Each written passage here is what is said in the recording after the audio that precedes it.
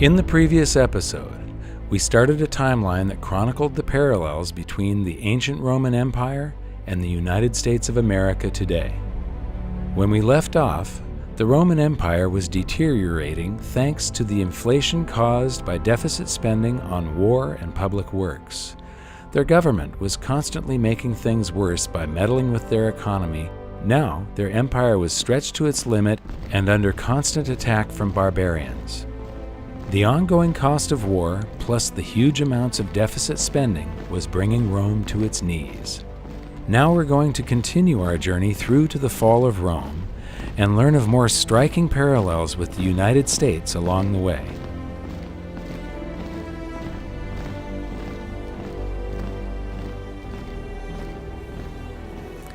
The Romans were the first culture to have social programs. The Athenians had great public works, and they had the expense of war. But in Rome, they had the expense of all their great public works. They had the expense of massive armies occupying foreign lands, and they had the expense of social programs.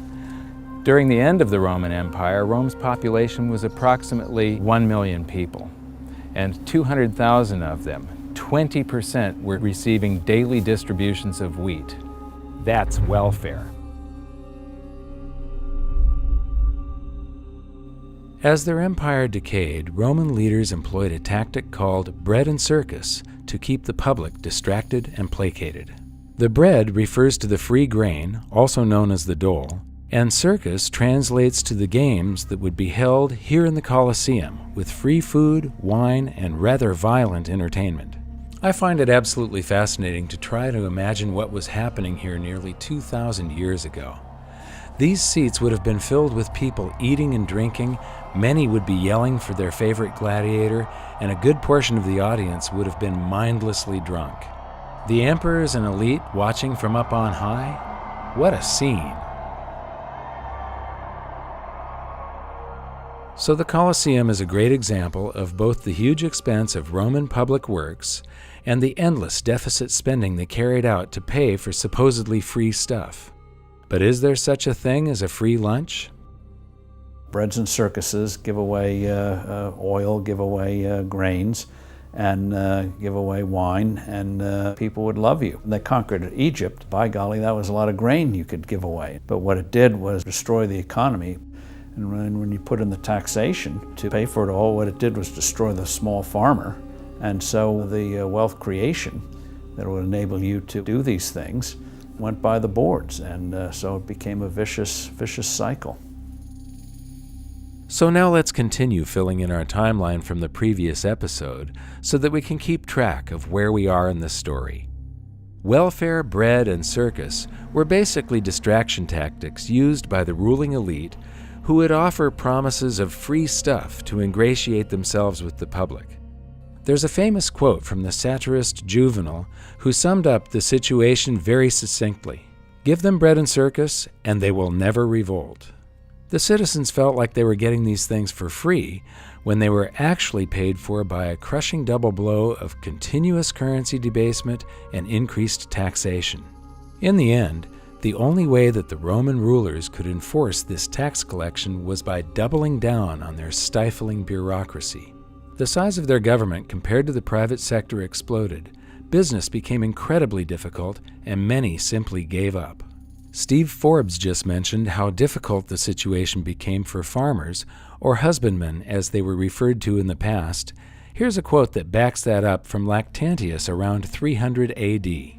There began to be fewer men who paid taxes than there were who received wages, so that the means of the husbandman, being exhausted by enormous impositions, the farms were abandoned, cultivated grounds became woodland, and universal dismay prevailed.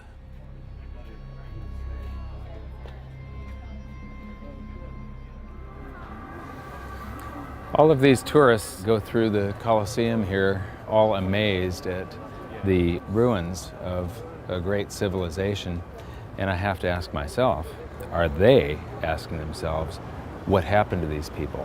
Why did this thing fall into ruin? Everybody goes and they buy these trinkets at the gift shops and postcards and books, and they have their pictures taken here and there. I don't think any of them are thinking about the fact that most countries on the planet are doing exactly the same thing today.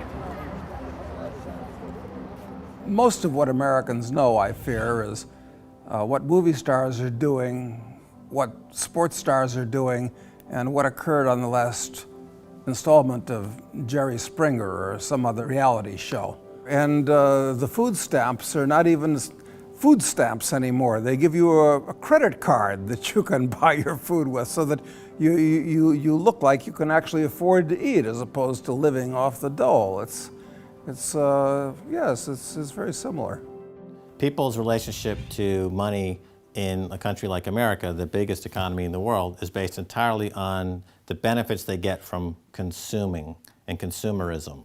And right now, you have an era of popularization of drugs that are being used, like Prozac and other drugs, that people are taking massive quantities of while they're consuming popular culture for instant gratification. So you have instant gratification enhanced by drugs with a consumer culture with easy credit. So people are literally high all day long. They're consuming, they're on drugs, they've got cheap sugar, they've got cheap high fructose corn syrup in America thanks to those massive government subsidies. So they're basically spinning their tits 24/7, 365. Now, as soon as that value proposition changes, and you're not getting high as easily as you did yesterday, the cost of getting blitzed out of your skull on cheap drugs, cheap sugar, and cheap entertainment tips to an actual cost where you've got to actually put in a day's labor, then you're going to see social unrest. Then you're going to see real change because those people suddenly are going to be facing reality without the benefit of being on drugs. And that's going to be a day when suddenly this economic model of consumption at the expense of humanity comes to a screeching halt. So the ancient Romans had welfare, bread, and circus. Today, the USA has welfare and mass distraction. We've had the Colosseum-like venues for our games and theater for a long time, and now we also have people filling these Colosseums to watch digital gladiators battle each other in virtual esports events.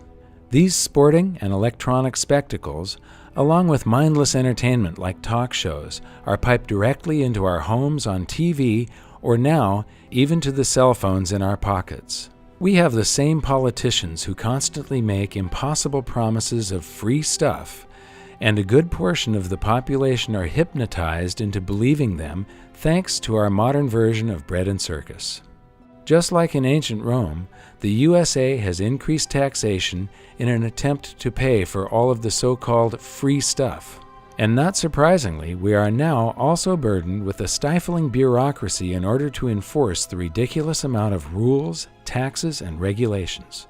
The size and scope of government has gone past anything that the founders of our country could have imagined in their worst nightmares, and now we face the same problem as ancient Rome.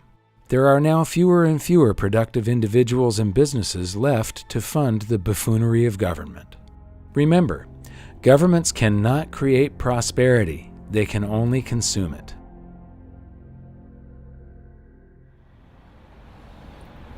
Now we're going to take a side trip so that I can show you some of the real-world effects of all this excess bureaucracy. We're going to meet a new friend who belongs to the group of people who suffer the most under burdensome laws and taxation: small business owners and entrepreneurs. These individuals are the lifeblood of an economy, and when a government stands in their way, it stands in the way of progress, choice, and a higher standard of living for us all. We've been in many, many restaurants all over the world. And we came back to Rome on the way to Venice solely so that we could stop and eat at Fiora di Zucca, our favorite restaurant in the world. And we've got the owner here, Roberto. We believe that government is very poor at doing things, and that if government was running your restaurant, it would not be exceptional. We agree. He agrees, and I do too. One of the things that we feel is sort of difficult and dangerous these days is that people are very upset with the economy and they want the government to do something about it. And I believe that the best thing that government could do is to make it easier for small businessmen like you to do your job.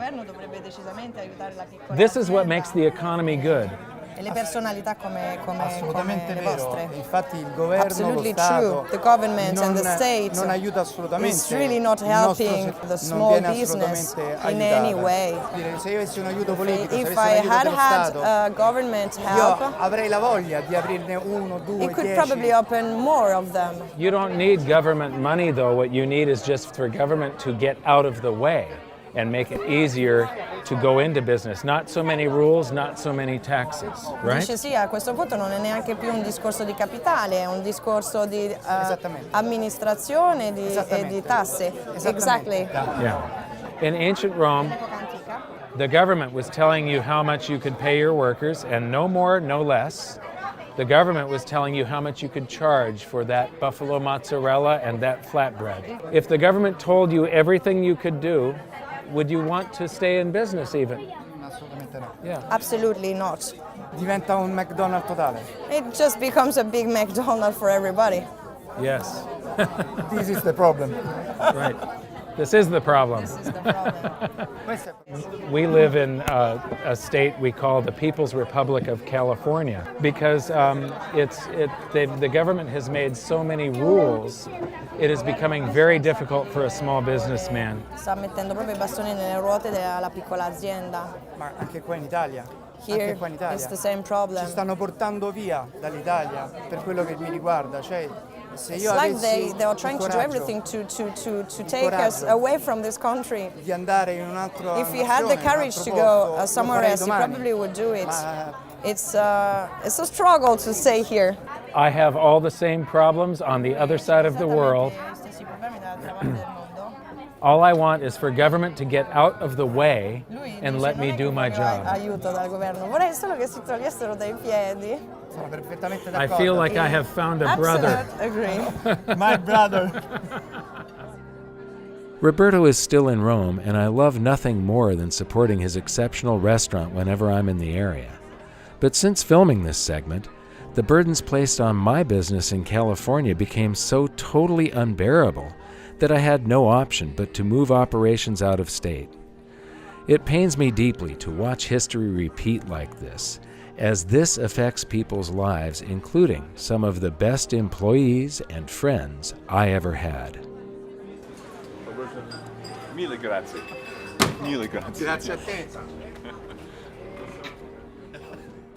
The role of government, among other things, is creating an environment where people can go out and do creative things. Our founders understood we are born with certain energies. The question is, are those energies going to be directed in a positive way or a destructive way? You know, there are two ways you can get ahead. One is to steal it from your neighbor, and the other is to go out and provide a product or service that somebody else wants, create something that hadn't existed before out of your mind. You take the risk and you do it, and we all benefit from it. And that's why it's so important to have that proper environment. And what makes up that environment? Well, you don't have to be a PhD. In fact, it'll probably get in your way. One is the rule of law, where you know what the rules are. Sound money, sensible taxation. Taxes are a price and a burden. And if you lower that burden, people are able to focus and do more real things, making it easy to set up a legitimate business. Just basic rules, and people will do amazing things. Amazing amount of creativity can be released. But beware of government saying we're here to help you. Usually they end up harming us all. Government benefits, but not the rest of us. One of the things I've noticed is we keep on putting people in charge that not only don't know anything about monetary history, but they don't know the fundamental economics that a normal businessman would know. Any businessman owner, or just somebody that is able to control their own finances at home. What they hire are people that, they're quants that have theories in their head. They've got some book knowledge, but they've never actually hired a person. They've never made the books balance or had to go out and make sure that there's more profit coming in this month than expenses so that they don't go out of business. It's exactly right. It's exactly right. It's this fascination, this love affair that the world has with academic economists in the last 20 years. You know, I think you'll find, like everything else, it goes full circle. At some point in the next 20 years, we'll have central banks staffed exclusively by successful business people who've been brought in to fix the mess that bureaucrats and academics have fostered upon us. Actually, I think an even better future would be a world without central banks, where the free market is left alone to decide what money is. You may say I'm a dreamer, but I'm not the only one. Anyway, back to the story. Let's look at the last 2 entries on our timeline for both ancient Rome and the USA and see if we can use them to predict what comes next. If you have more currency flowing into the government in the form of taxes, and then multiply that by more bureaucrats, what does that equal? If you guessed the corruption of the political process, you'd be spot on. In ancient Rome, one of the fastest ways to accumulate personal wealth was to hold office and bestow favors on individuals or businesses in return for gifts. In other words, bribery. In the modern USA, I hate to say it, but not a lot has changed. Cronyism is now the norm in Washington. This is where industries and individuals can basically buy a politician to vote a certain way. In some cases, we've seen their influence extend to the highest levels, where outsiders are writing the legislation and having their cronies introduce it. We've also seen the advent of revolving door politics, where politicians may not take cash directly as bribes, but as soon as they've fulfilled their purpose in politics, they walk out the door of public disservice and into highly paid positions in the private sector. How convenient. So, when we take a look at our timeline, the parallels are really starting to stack up. Our political and monetary experiments never seem to end, and I know I'm not the only one who feels like we are accelerating towards something really big. Now I'd like to introduce you to my friend Chris Martenson. He has an absolutely wonderful series called The Crash Course that I highly recommend that you watch. Chris is a scientist and entrepreneur who does an excellent job of clarifying complex systems and scenarios. So I wanted to get his take on why it feels like we're speeding toward the edge of a cliff. Tell me about exponential growth, because this was one of the pieces in your series that I was blown away by. You know, it's there's this famous quote by Keynes that not one man in a million understands inflation. The inflation process is very important. I think it's one man in a billion that probably understands what exponential growth is, and it's one of the most important things that we could get our arms around. And the reason it's so difficult to talk about is because we're humans, and we're not wired for exponential growth. We think in linear form. So if something goes from 1 to 2 to 3 to 4, people get a sense of that. We know how that works. But when something goes from 1 to 2 to 4 to 8 to 16 to 32 and just mushrooms off, well, it's much harder to understand it, and we're surrounded by exponential growth. It's in our economy, it's in our monetary numbers, it's in our debt numbers, it's in environmental statistics, it's in how rapidly we're depleting things in an inverse exponential decay, it's in everywhere we're surrounded by. So understanding is really critical. So I have a couple examples to help people understand what exponential growth is and why it's so hard. So if I had 2 erasers, and I said, all right, I'm going to give you $100 based on how evenly you can bring these 2 erasers together, nice even speed, you'll do a great job at that, right? You'll win $100 from me every single time. But now let's replace them 2 big heavy magnets, neodymium magnets, maybe from a Tesla coil, something really awesome. And you'll do what everybody does. All of a sudden they'll snap together, right? And it's because these magnets are pulling together with exponential force. And even though you might be physically capable of controlling that, your mind and your muscles and your neurons won't be able to wire that up. I'll give you 100 shots and it'll still be doing this because we just aren't wired for that. Another exponential example that really helps bring this home. Do you have a park, like a favorite park that you wouldn't mind see getting ruined? How about, I think they're going to decommission Candlestick Park Candlestick. in San Francisco. Perfect. Area. All right, let's use that as an example. So here's the thought experiment. Imagine I have a magic eyedropper, and it's magic because the drop of water that comes out of this eyedropper will double every minute. So after 1 minute, you get 2 drops, and after 2 minutes, you get 4 drops, and after 6 minutes, you can fill the thimble up, right? All right, so let's do 2 things. We're gonna make this part watertight. and I'm going to handcuff you to the highest row of bleacher seats. And let's start this tomorrow, 12 o'clock. You're handcuffed up in this highest row of bleacher seats, and I go down right into the center of the field, and I put one of these magic drops down. Now, here's the question.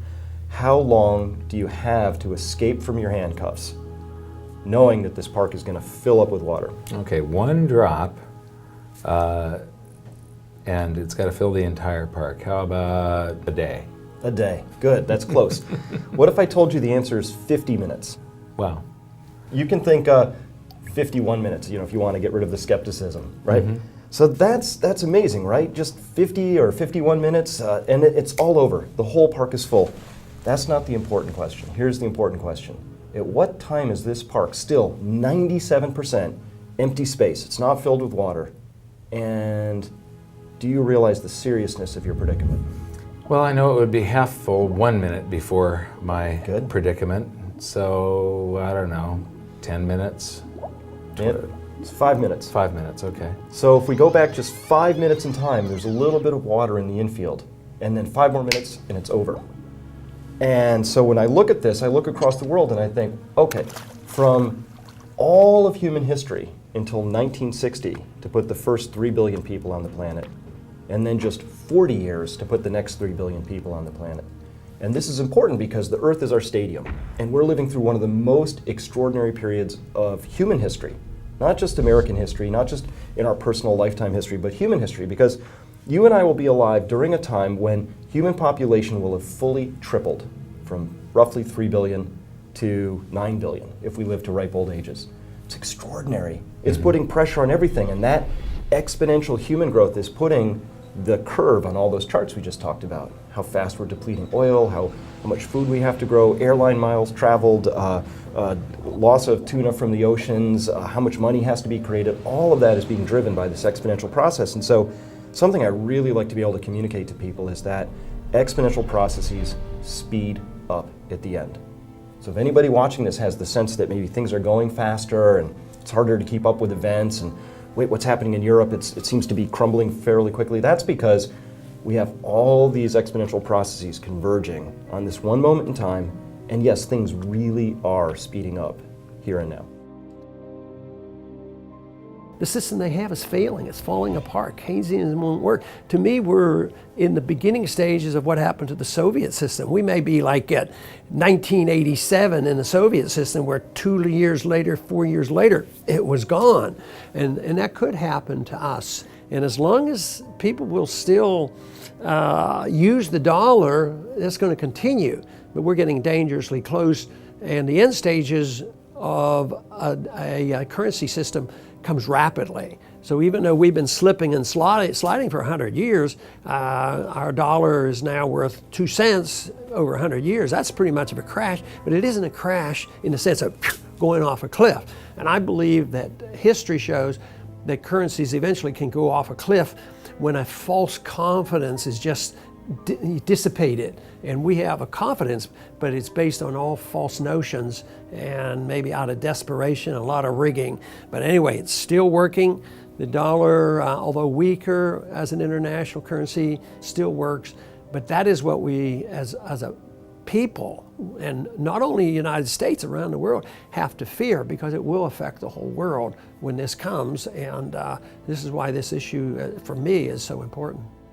We are in big trouble, and there's just no way out. And I am sorry to say about that. And I love my country, and I'm sick to death about what's happening to it because of morons in government and a big bunch of morons in academia who let the Federal Reserve do what it did. It's all so simple. It could have all been prevented, but just by following the damn Constitution. Money shall only be silver and gold. How simple can it be? It's less than a dozen words. And all you got to do is follow that. Yeah, we have got a prayer. We haven't got, only people who got a prayer are the people who are buying silver and gold today. You and me. What amazes me are the stark similarities between ancient Rome and today.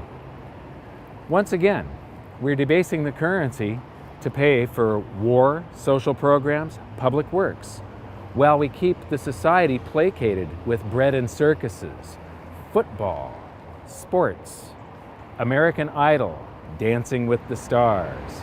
Our government keeps on getting bigger as our military aspirations expand our empire. Congressman Ron Paul recently stated that we have over 900 military bases in 130 countries. That is an empire. And that brings us to one of the most dangerous parallels between ancient Rome and the USA, the excessive influence of the military on government. Rome's elite realized very early on that keeping the military happy was of the utmost importance if they were to either gain or stay in power. As a result, the military grew in size and attained high levels of leverage throughout politics. In today's USA, we spend trillions of dollars on our military, and it has grown into a behemoth. Much of the revolving door politics mentioned earlier comes as a result of the massive deficit spending that we pump into so-called national defense. Our country has become a war machine. We are on offense, not defense, and there is now an entire industry reliant on keeping things this way. And it's not as though we haven't been warned about this. In fact, alarm bells have been ringing for longer than 50 years. I'd like to show you part of a very important speech from the year 1961. President Eisenhower had just served 2 full terms in office, and he was just about to hand over the presidency to John F. Kennedy. Despite his own military background as a 5-star general and the supreme commander of the Allied forces in Europe during World War II, Eisenhower chose one of the most important moments of his presidency, his own farewell address to the nation, to warn America of the dangers of the corrupting influence of what he famously termed the military-industrial complex. Until the latest of our world conflicts, the United States had no armaments industry. American makers of plowshares could, with time and as required, make swords as well. But we can no longer risk emergency improvisation of national defense.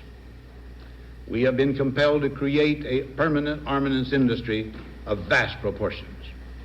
Added to this, 3.5 million men and women are directly engaged in the defense establishment. We annually spend on military security alone more than the net income of all United States corporations.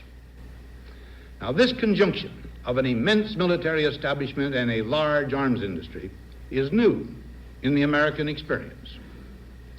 The total influence, economic, political, even spiritual, is felt in every city, every state house, every office of the federal government.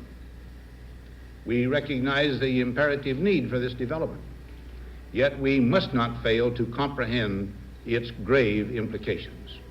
In the councils of government, we must guard against the acquisition of unwarranted influence, whether sought or unsought, by the military-industrial complex. The potential for the disastrous rise of misplaced power exists. I am an American, Mike, and there's a lot of criticism of our country and where it's been and where it's going, and I'm part of that group. I use a phrase picked up from Chalmers Johnson called sorrows of empire. And what he points out is that when you have what I call forever wars, and that seems to be what's happening since 9/11, wars in Afghanistan and Iraq and Libya, add in Yemen still today, on top of disruptions everywhere. These wars are expensive. We've never had the stand down of our armies. And at the same time, the extended powers of the government have taken away a lot of our personal freedoms. So publicly in the NSA revelations from Snowden, but we as people were built on a country with mild government. Restrictions on what the government can do were the constitutional sources. So you combine wars, personal freedom loss, and a control of us through the deceptions, and you've got a system that feeds on itself and we can't afford. $1.2 trillion if you add the spooks, the hidden parts, the veterans, the energy departments, nuclear operations for weapons all together, and a bit of interest on the debt. It's almost half our budget that we spend on this military. And that's not a good direction. I hope we could go to more peace and avoid the sorrows of empire that are too expensive.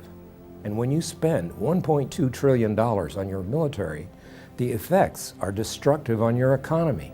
In other words, the supposed spending for strengthening our country on military is destroying our economy. When we were in Rome, it was to see how a great society, a great empire, can completely collapse and fade into history because of deficit spending and currency debasement, because of all the things that the U.S. is doing today, because they were trying to fund these armies that are occupying foreign lands just like the U.S. is doing today, because they were trying to have bread and circuses, what we call guns and butter, while they were funding all of this war. And all the deficit spending and currency debasement to pay for it is one of the key factors in what brought Rome down. And this great civilization faded into history, and not only that, but they lost for a long time. The technologies were lost, all the knowledge and insight that they had, the standard of living. I mean, we were plunged into the Dark Ages. But there's another side of this story that is rarely heard or explained. To me, what you're about to learn is something that absolutely cements the importance of sound money and how it is foundational to a prosperous society. As Rome was struggling in the late 4th century, Emperor Flavius Theodosius divided the Roman Empire into 2 parts, each to be ruled by one of his own sons. The Western Roman Empire kept Rome as its capital. Economically, it was soon crippled beyond salvation by the repetition of the misguided monetary practices you've learned about in these episodes, and it's generally considered by historians to have fallen around the year 476 AD. While the Western Empire crumbled, the Eastern Empire flourished for a further 1,000 years. Its capital was Constantinople, known today as Istanbul. The Eastern Empire changed their official language to Greek, and even though their own people at the time referred to themselves as being part of the Roman Empire, today we know them by a different name, the Byzantine Empire. So why did the Western Roman Empire fall while the East flourished? I believe a major part of the answer is contained in 2 simple words: sound money. The Byzantine Empire based their monetary system on a coin originally minted on a small scale by our friend Emperor Diocletian. It was called the solidus. It weighed just 4.5 grams, or 1/7 of an ounce, and was made of pure gold. The Byzantine rulers had learned from their own history, and they made a conscious choice to avoid the continual pattern of debasement that Rome had suffered from, with amazing results. They defended the purity of the solidus for a further 600 years, until 1034, when, you guessed it, the same old story started to play out. The debasement of the solidus was gradual at first, but it soon accelerated, and the coin was eliminated less than 60 years later in 1092. A new gold coin, the hippopyron, was issued in place of the solidus, and its purity was maintained at 85% gold until the early 1200s, until it too was debased. By the 1350s, it had no gold content at all and served merely as a unit of account. Is it a coincidence that this time period matches that of the decline of the Byzantine Empire? It's impossible to say for sure, but I'd like to say once again that I believe that the quality of a society is directly proportional to the quality of its money. There are many factors that all contributed to the fall of Rome, but in these episodes, I wanted to draw your attention primarily to the economics. Because when you study monetary history, 2 things become crystal clear. The first is that bureaucratic, managed economies always lead to disaster, and the second is that monetary debasement brings the fall of empires. So could this same pattern of currency debasement that we have seen time and time again throughout history happen to the United States? Take a look around. It's happening right now. But the big difference this time is that it's like all those other times in history, times 1,000,000. This time it's global. But what concerns me most isn't the loss of our financial wealth, it's the loss of our freedom. all of this meddling in the free markets that they have done, and the price that we are going to pay because of that meddling is going to cause a loss in confidence in the free market system and capitalism. We don't have free markets, and we haven't had since 1913. You cannot have free markets if you don't have free market money. The currency is 50% of every transaction there is in society, and if you have a small group of men at the central bank having a meeting each month, in the United States it's called the Open Market Committee, the FOMC, deciding how much currency there's going to be in the system and what the cost of that currency is, the interest rates, that's a manipulated market by definition. You've got a few people deciding what it's going to be. That's 50% of every transaction. Therefore, there is no transaction in this society that isn't manipulated. So we don't have, when people say that the free markets are failing, we do not have free markets. When people say that capitalism is failing, we don't have capitalism. We've got cronyism. We've got special favors being granted by Congress to the people that lobby them, and it skews the economy and warps the economy and creates all of these artificial bubbles that end up popping, and then everybody loves living in a bubble, so they just want the Fed to create the next one. What's happening in Washington doesn't indicate that all of a sudden they're going to gain in wisdom and make the tough choices, which is sort of like getting somebody off drugs, you know, and people don't want to quit the drugs. And our system is based on debt and inflation, and they're not going to wean themselves off. So we have to anticipate there's going to be a major collapse. But then the big question is, are we going to have a greater move toward totalitarianism and give up all our freedom, or are we going to say we still have a spirit left in this country to say, yes, we overstretched and we know what the alternative could be, and we can build a much better society?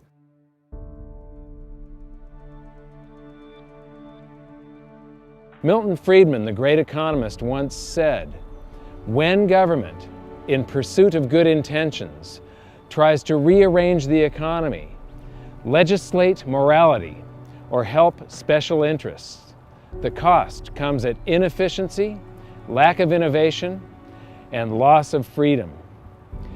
Government should be a referee, not an active player.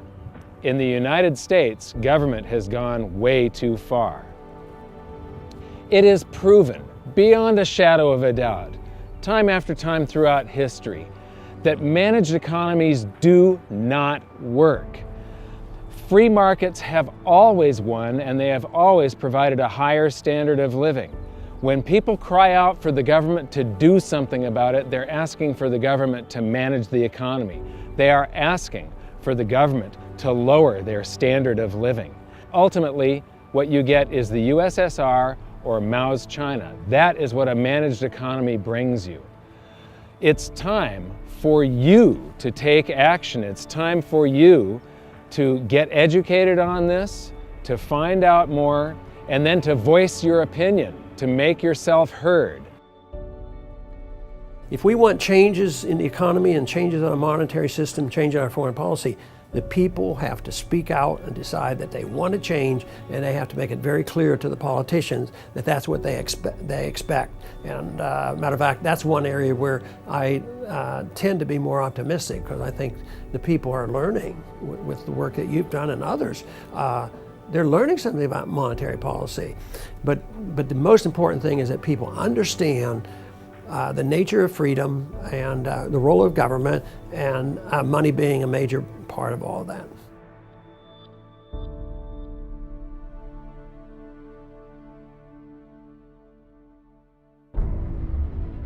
So now that we've seen the economics of the fall of Rome, it's time to take a look at the options in front of us for the USA. Will we choose more debasement, more war, more intrusive government, more cronyism and special interests, more taxation and regulation, and less freedom?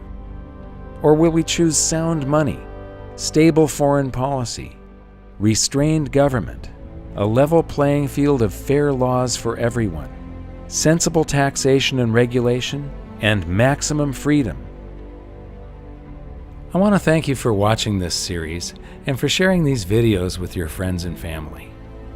If you'd like to learn more, join me at hiddensecretsofmoney.com for more interviews and discussions. Much of this episode was based on material from my book, and you can download a copy for free. Until then, thanks for watching, and we'll see you next time.